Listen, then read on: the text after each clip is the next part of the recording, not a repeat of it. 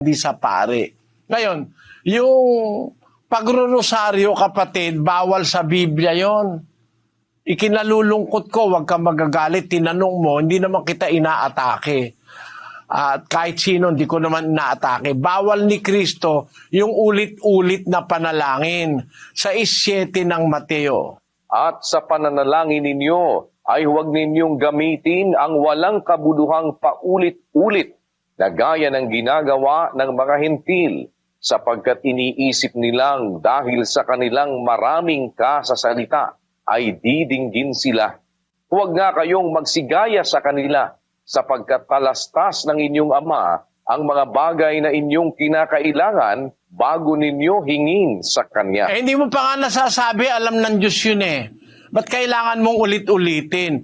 Sabi ni Kristo, sa pananalangin nyo, huwag kayong maggagamit ng walang kabuluhan paulit-ulit. Sa Bisayan, sabi diyan, ug sa pag-ampo, dili ka mo magagamit sa mga pagsumay-sumay nga walay pulos, ingon sa ginabuhat sa mga hintil.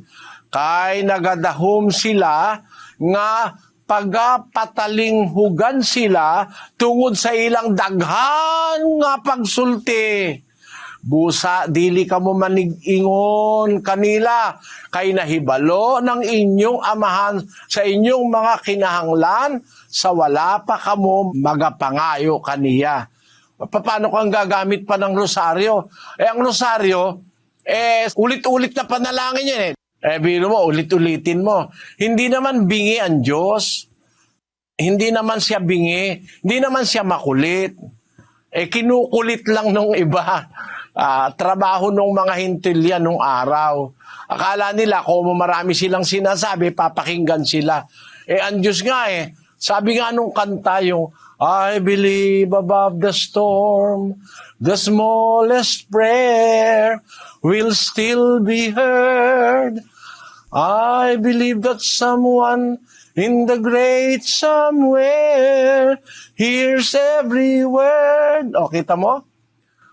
Kahit nga may bagyo pa pag nanalangin ka, kahit kumukulog at kumikidlat, maririnig ka ng Diyos paulit-ulitin mo pa ba yun? 5 ulit, 10 ulit. Lalabas yung Diyos mo makulit o kaya bingi. No? Pero yung Diyos na totoo, hindi bingi yun. At hindi makulit yon. Hindi mo pa sinasabi, alam na niya. Kaya kung mananalangin ka, hindi dapat pa ulit-ulit. Bakit ang mga apostol, mayroong nanalangin 3 beses? Mali ang pagka-interpret. Bakit? Basahin natin ang 12:6 ng 2 Korinto. Sapagkat kung ibigin kong ako'y magmapuri, ay hindi ako magiging mangmang, sapagkat sasalitain ko ang katotohanan. Ngulit nagpipigil ako. Baka ang sino man ay mag-akalang ako'y mataas sa nakikita niya sa akin o naririnig sa akin. At nang ako'y huwag magpalalo ng labis dahil sa kadakilaan ng mga pahayag, ay binigyan ako ng isang tinik sa laman, ng isang sugo ni Satanas, upang ako'y tampalin nang ako'y huwag magpalalo ng labis. Tungkol dito'y makaitlo akong nanalangin sa Panginoon, upang ilayo ito sa akin. Si Pablo, nagkaroon siya ng tinik sa laman. Parang nagkaroon siya ng kapintasan sa harap ng tao at ng Diyos. Nanalangin siya sa Diyos. Sabi niya, makaitlong nanalangin ako upang alisin ito ng Diyos sa akin. Alam mo kapatid, yung makaitlo dyan, hindi dun sa oras din na yun. No? Kasi si Pablo, nananalangin palagi. Umaga o araw at gabi. Nananalangin si Pablo araw at gabi. Pero hindi ulit-ulit. Yung panalangin niya, inuulit niya sa susunod na isang pagkakataon ng panalangin. Basahin natin ang 2 Timoteo 1:3. Nagpapasalamat ako sa Diyos na mula sa aking kanununuan ay aking pinaglilingkuran sa buding malinis, na walang patid na inaalaala kita sa aking mga daing gabit araw. Ayun, si Pablo kung manalangin gabit araw. Pinanalangin niya ngayon, pwede niyang ulitin uli mamayang gabi bago siya matulog. O kaya bukas uli. Pero hindi doon sa oras na yun, ulit-ulit na parang parang panalangin ng rosaryo na yung oras din na yon, ilang beses sasabihin. Si Pablo, lagi niyang ipinapanalangin si Timoteo, araw at gabi. Hindi sa oras din na yon, ulit siya ng ulit siya ng ulit. Lalabas kasi makulit yun eh. Yun ang bawal. Yung ulit dun sa oras na yon. Pero halimbawa, habang hindi mo natatanggap yung ipinapanalangin mo, pwede mo namang ulitin yon. Bawa, nanalangin ka sa umaga, pwede mo ulitin sa gabi. Panginoon, wala po akong trabaho, sana bigyan mo po akong trabaho. Di ba, nanalangin ka Lunes, Martes wala ka pa rin trabaho, pwede mong ulitin. O kaya, Miyerkules wala ka pa rin, pwede mong ulitin.